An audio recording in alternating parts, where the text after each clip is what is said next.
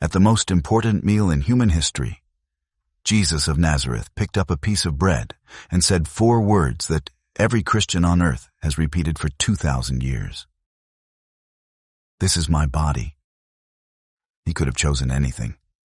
Wine, fish, olives, honey, a piece of roasted lamb. Every food on that Passover table in Jerusalem was sacred, loaded with meaning, prepared by ancient tradition.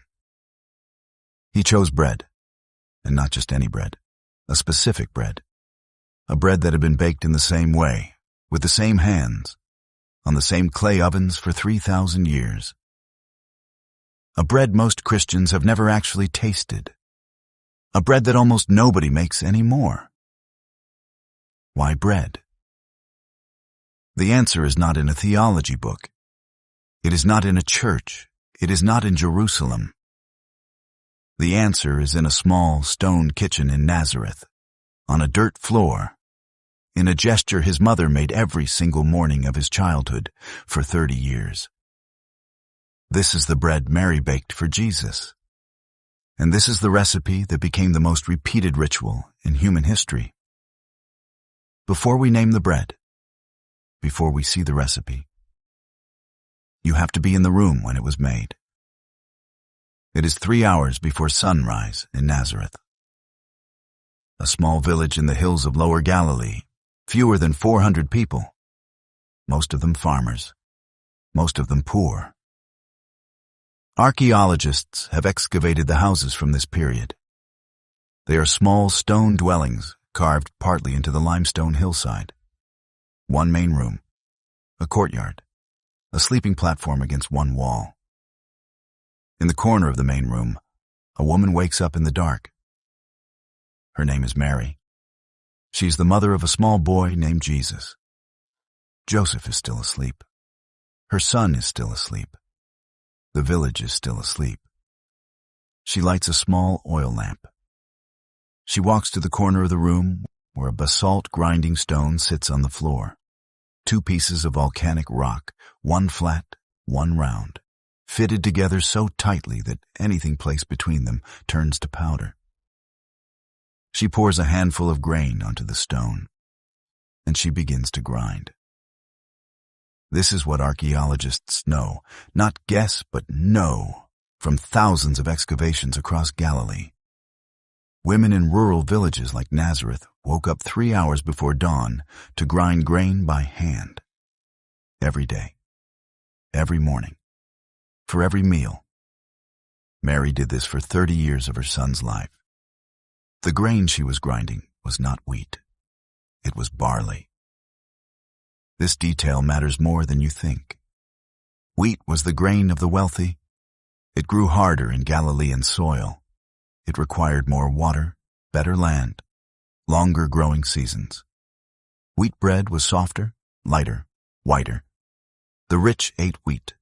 The poor ate barley. Barley grew on the stony slopes around Nazareth. It was dark, slightly bitter, dense, cheap.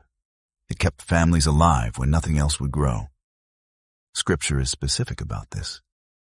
In the book of Ruth, chapter 2, when Ruth is widowed and poor, she goes to glean in the barley fields, not the wheat fields. Barley was what you gleaned when you had nothing. In the Gospel of John, chapter 6, when Jesus feeds 5,000 people on a Galilean hillside, the boy who offers his lunch has 5 loaves of bread. The Gospel of John specifically tells us they were barley loaves. This is a detail the original audience would have noticed. The boy was poor. The bread was poor. And it became the bread that fed a multitude. When the Gospels show us Jesus choosing bread, they are showing us the poor bread, the dark bread, the bread of the hills, the bread his mother baked for him. Subscribe right now if you want to stay in this kitchen with her. Because what she does next is the gesture that became the most repeated religious act in the entire world. There is a verse in Deuteronomy chapter 8, verse 8, that lists the 7 foods God promised the people of Israel when he brought them into the land. Wheat, barley, grapes, figs, pomegranates, olives, honey. Every one of these shaped Mary's kitchen. But barley was the foundation. Every morning, every loaf. She poured her ground barley flour into a clay bowl. She added a pinch of sea salt, mined from the Dead Sea and carried up to Galilee in small linen pouches. She added warm water, and then she added the thing that made the whole loaf alive. A small piece of fermented dough, saved from yesterday's batch. This was her leaven, a natural sourdough starter. Every Galilean woman kept one alive in her kitchen continuously, sometimes for years. Some of those starters were passed from mother to daughter, generation to generation, going back decades before the woman who was using it had ever been born. The leaven Mary used to bake the bread Jesus ate as a child may have been older than she was. She kneaded the dough on a flat stone. She shaped it into flat discs about the size of her hand. She carried them outside to the courtyard. The oven in the courtyard is called a tabun. Archaeologists have found them at virtually every first-century Galilean excavation. Capernaum, Magdala, Cana, Nazareth. A dome of clay and straw, about 2 feet tall, built on the ground against the wall. You light a fire inside. You let it burn for an hour. The clay walls absorb the heat. Then you rake the coals out the bottom. The inside of the oven is glowing. Mary opened the top. She reached inside. The heat hit her face and forearms, and she pressed the flat disk of dough against the hot inner wall. 2 minutes. The bread puffed. It browned. It peeled off the clay wall and fell into her waiting hand. She did this 6 or 7 times in a row. 1 loaf for her, 1 for Joseph, 1 for Jesus. Extras for the day. And then she did something that every Jewish woman had done every morning for 1,000 years before her. She whispered a blessing over the bread. Baruch ata Adonai, Eloheinu melech haolam, hamotzi leshem min haaretz. Blessed are you, Lord our God, King of the universe, who brings forth bread from the earth. Her son learned this blessing from her, hearing it every morning of his life, before he could walk, before he could speak, before he could read, before he knew what it meant. Now watch her hands, because this is the moment the whole story turns on. Mary takes the warm flatbread. She holds it in both hands. She says the blessing. Hamotzi leshem min haaretz. And then she does something specific. She breaks the bread with her fingers. Not a knife. Not a cut. She tears it. Bread in the ancient world was never cut. It was always broken. The word in Hebrew, paras, means to break, to tear apart with the hands. Every loaf Mary ever made was broken, not cut. She broke the bread. She gave a piece to Joseph. She gave a piece to Jesus. The small boy on the floor reached up. He took the piece of warm bread from his mother's hand. He watched her break it. He heard her say the blessing. He saw her dip it in olive oil. He did this every morning from the time he was old enough to chew. His hands learned the gesture from her hands. His mouth learned the blessing from her mouth. His body learned what bread meant from 30 years of breakfast on a dirt floor in Nazareth. And 30 years later, at a different table, in a different city, at a meal that would become the most important meal in human history, he would do the exact same thing. It is Thursday night. Jerusalem, an upper room, 12 men at a table, a Passover meal. The Gospel of Matthew, chapter 26, verse 26. Read the words slowly.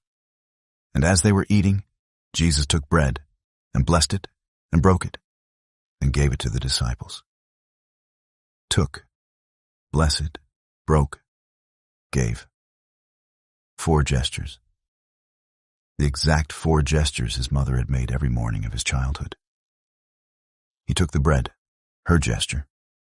He blessed the bread using the exact Jewish prayer she had whispered over every loaf, her blessing.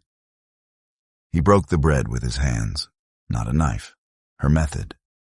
He gave it to the people at his table, her habit.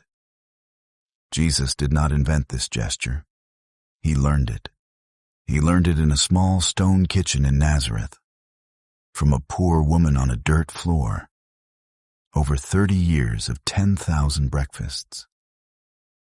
And when he wanted to leave his disciples with the single most important ritual of their new faith, he reached for the food his mother had taught him to prepare, the gesture his mother had taught him to make, the blessing his mother had taught him to speak.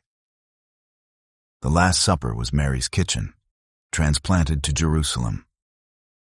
Here is what Mary actually put in her bread: barley flour, ground by hand from whole grain. Nothing processed, nothing refined. Dark, dense, slightly bitter. Warm water, drawn from the village well in Nazareth, the well of the Virgin, a spring that is still flowing today. Sea salt, just a pinch. Mined from the Dead Sea, carried up in small linen pouches. Sourdough starter, a piece of fermented dough saved from yesterday's loaf.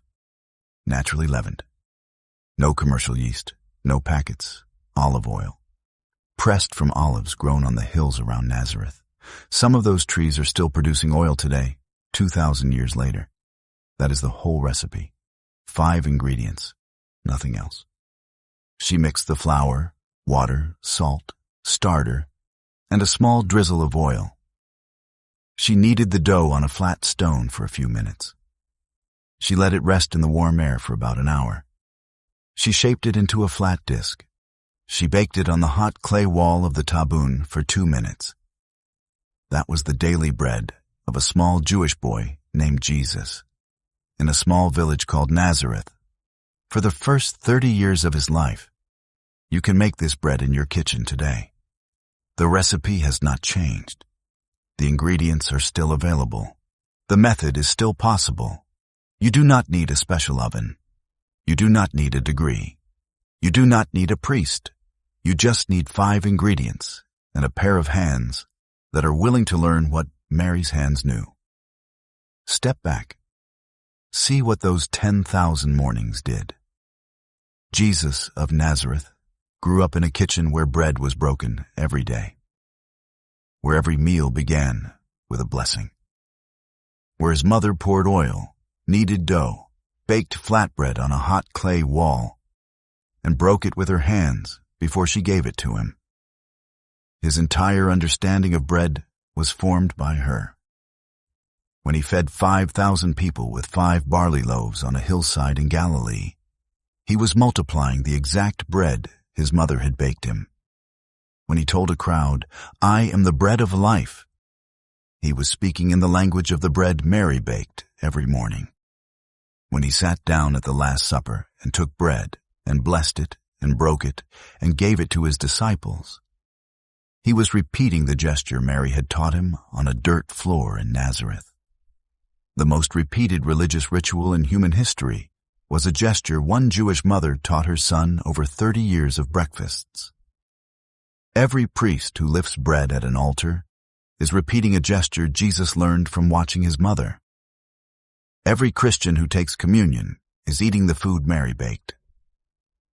Every time a piece of bread is broken in a church, in any country, in any language, anywhere in the world, that gesture began in a small stone kitchen in Nazareth. Before the sun came up, on a dirt floor, in the hands of a poor woman grinding barley, the Son of God was not fed by angels. He was fed by Mary, and the bread she broke for him became the bread he broke for the world. If this changed how you see communion, subscribe. Share this video with someone who has spent years feeding a family and never been told that what they do matters. And tell me, what hit you hardest? The gesture she taught him? The barley that was the grain of the poor? Or the moment you realized the altar began in a Nazareth kitchen? I read every comment. I will see you in the next one.